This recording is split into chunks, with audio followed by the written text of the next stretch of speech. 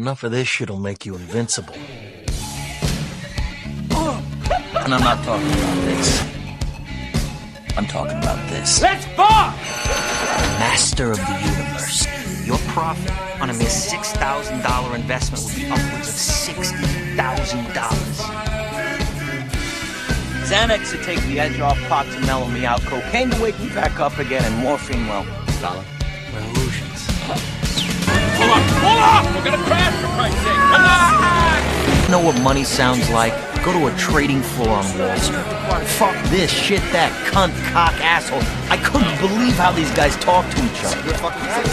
I was hooked in seconds. Three jackasses that I bust. They're through the manor room. They're right. Yeah. Their fathers are douchebags, just like their fathers before them. But you, Jordan, you got this way all on your own.